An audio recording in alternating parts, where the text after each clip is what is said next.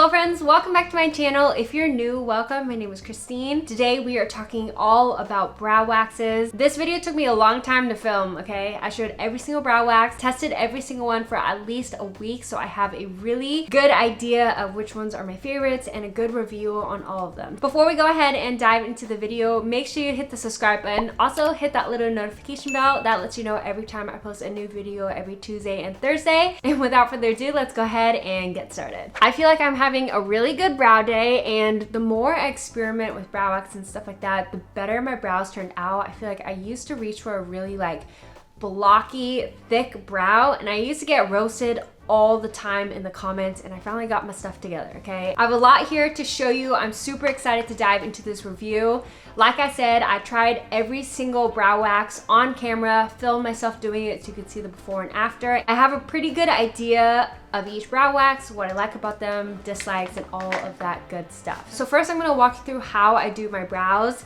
I have very sparse brows. I just don't have a whole lot of hair up there. I feel like I overplucked it in high school. My favorite way to do my brows lately is I like to go in with a brow wax first, just because when I go in with a brow wax second, it can sometimes take away the product. It can fade any of the strokes that I did or smudge it and smear it around, and then I have to go in and fix it or refill in my brows. It's just easier if I used a brow wax first. Today I used the Got To Be spiking glue to do my brows, and I feel like they turned out nice and defined. If I'm using a more soapy brow wax like the Patrick Ta or the Makeup Revolution one, I'll go ahead and spray the product with setting spray, take my spoolie and rub it all in there just to get a lot of product on the spoolie. Go ahead and spread the product throughout my brows, and then I'll use the brush or my fingers to press my hairs into my face just so that the hairs really lay flat, so I have that really bushy feathered effect. It does look crazy at first, but as it dries, it kind of falls down a little bit more. You can also fix it with the spoolie as well. So once I lay down the brow hairs, then I will go in with the brow pomade.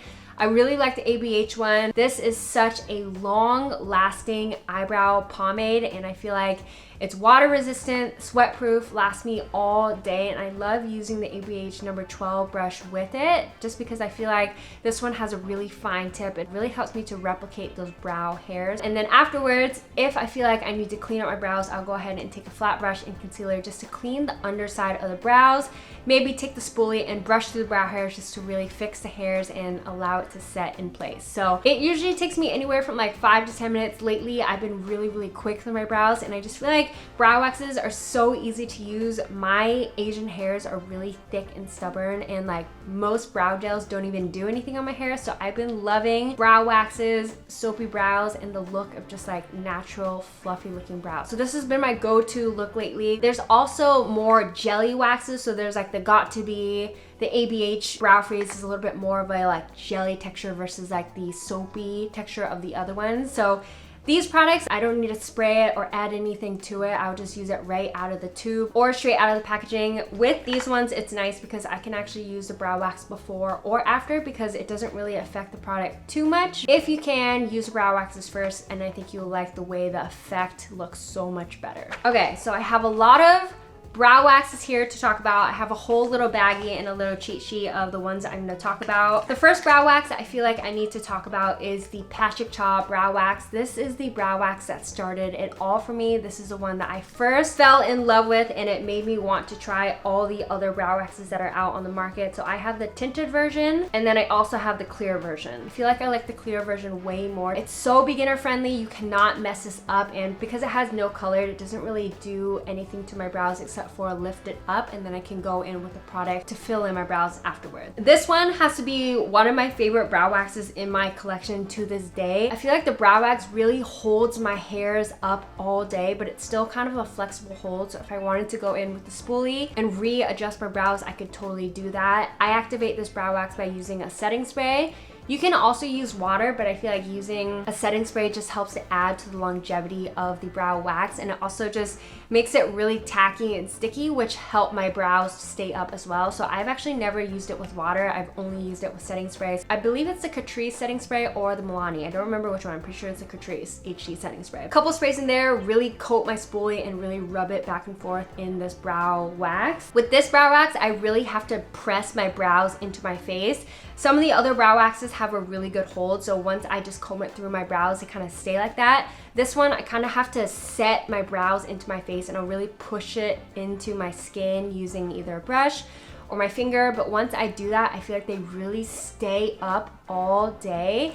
It kind of has a flexible hold, again, like I said, so some people have complained that it doesn't last a super long time on their brows, but during the day, I never touch my face or do anything, so they last for me, and I just feel like it's so easy to use, foolproof, packaging is gorgeous, and I think this one is around $20 at Sephora. Next one that I want to talk about, I feel like this is a dupe for the Patrick Ta one. This is the Makeup Revolution Soap and Care. So this is like a brow soap situation. It is nice because it does come with a little brush, which I actually use this thing, spray it with setting spray, coat the little brush with it and brush it through my brows, and I'll actually flip the other side and use this flat end to really push my brows into my face. I really enjoy this. I was looking everywhere in Target for this and I finally had to order it online, but I believe this is like $7. You get a lot here and a little brush, so if you are in between, if you're wanting to try brow wax but you want something really affordable, this is one of my most favorite affordable brow waxes. It does everything that the Patrick Ta one does. The only thing I will say is the formula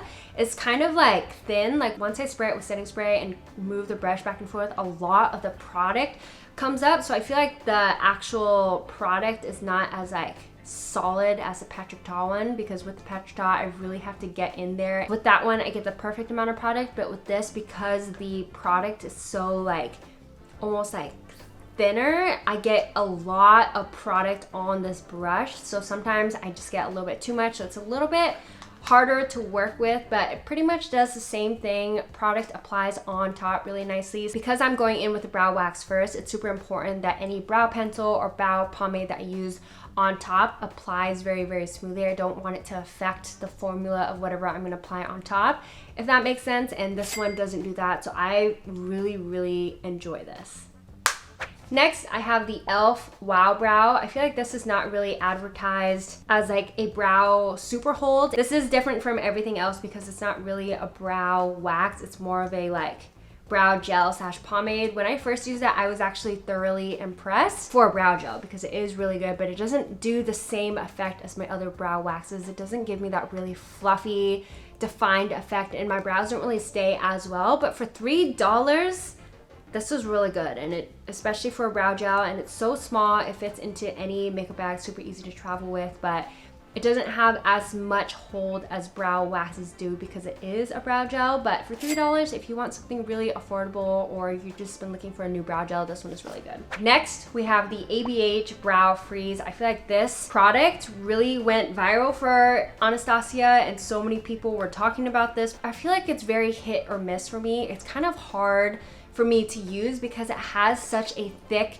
jelly consistency that whatever product I apply on top can sometimes be a little bit tricky. So I feel like when I use this, I can have really good brow days, but I could also have really bad brow days. So I'm still trying to figure out how much product to put in my brows, if it's better to use it before or after. But I just feel like it's a little bit tricky to use, but once you get used to it, you can get a really gorgeous, feathery, fluffy brow effect. It really does have extreme hold. Like the first time I used it, I was really impressed because unlike the Patrick Ta one where you have to like set it into your face, this one right off the bat, when I apply the product to my brows, my brow hairs will freeze in that position, which is great, but the only thing is product doesn't apply super smoothly on top. Sometimes it can be a little bit tricky working with it. That is my only con with it, but once you get used to it, I think you will really enjoy it. It's also around $20 at Sephora, but if I had to pick between the two, I just feel like the Patrick Ta is just a little bit more foolproof, but I do like that this one, you don't need to bring an additional setting spray or anything like that. You can just use it straight out of the tub.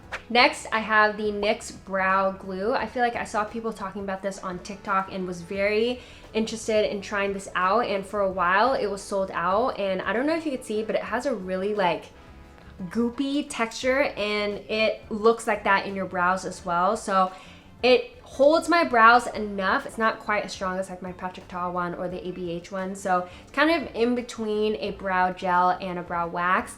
I just don't really like how like slimy, do you see that? I just don't like how slimy and goopy it is because it's a little bit hard to work with in my brows, and sometimes if you apply too much product, you can see like the goop and slime in your brows. But if you're wanting like a more affordable one, I feel like you should just get the Makeup Revolution one because I like that one a little bit more. I just don't really like the texture of this. Also, because of the texture, it doesn't really dry down, and whatever products I apply on top, it just gets kind of difficult, and I just would rather have the Makeup Revolution one.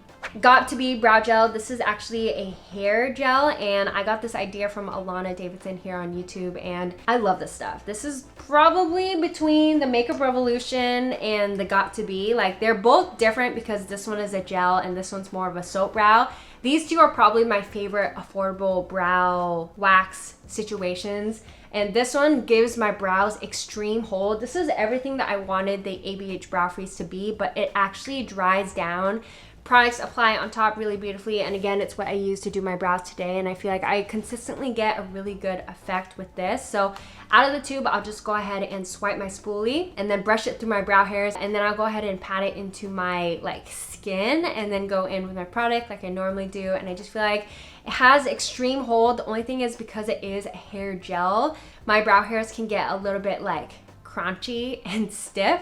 So I personally don't mind, because as long as my brow hairs stay like that all day and they look good in photos and all that stuff, it doesn't really matter to me. But if you wanted to go in and fix your brows, they're stuck, they're frozen like that. It does wash out with water, but because it has such extreme hold with this stuff, I only do one brow at a time because it does set super quick. So I like to brush this throughout my brows, apply my product before it fully dries, take the spoolie one more time, kind of position all the hairs I want it to be, and it'll stay in that position all day. So I feel like this one, unlike all the other ones, actually dries down completely. So once your brows set, it's gonna be like that until you wash it off at the end of the day. So I actually like that about this, but you have to get used to working with it. Next, I have a couple honorable mentions. Makeup Revolution Brow Gel situation. I didn't like this at all. It reminds me a lot of the NYX one, but I do prefer the NYX Brow Glue over the Makeup Revolution one, just because I feel like this didn't do anything. And if you're gonna be spending money on Makeup Revolution, just get the soap brows.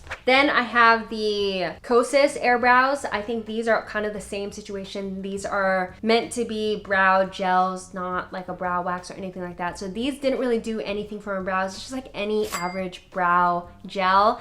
I have very stiff, straight brows, and it's hard to get a product to move my brows and keep them like that all day, and so these just didn't really do anything for me. Last product that I have to talk about is the ColourPop Feather Effect Styling Wax. I feel like this just came out, and I started using it near the end of me trying out all these brow waxes, and I do really enjoy this. The first time I used it, I was impressed. I was like 10 out of 10, this is the best brow wax ever, but the more I use it, the more like finicky it seems to me. Sometimes I have really good brow days, sometimes I don't. So it reminds me a lot of the Makeup Revolution and Patrick Ta one. You have to spray it with setting spray and all of that. My brows feel really, really flexible, but the only thing with this is you kind of have to use a lot of product. You have to get the spoolie really in there and get a lot of product on the brush, and then coat it through your brows, and then they will stay up all day, just because sometimes if I don't apply enough, my brows don't really stay up and all that stuff. So before the money, 10 out of 10. I really, really enjoy this. It comes in a really cute little packaging as well. Yeah, I feel like at the end of the day, a lot of these are very, very similar. It just depends on what's more accessible to you,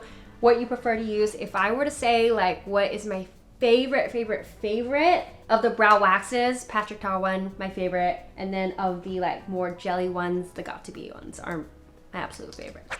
That is the end of this video. I hope you guys enjoyed all the little try-ons and the in-depth reviews. If you did like this video, go ahead and thumbs it up so I know you want to see more like this. I do have a video all about my favorite sunscreens. I tried all of them out, did the 2-finger test and all of that. So if you haven't seen it yet, I'll go ahead and link it up in the corner. But that is all. Thanks so much for watching, and I will see you all in the next video. Bye.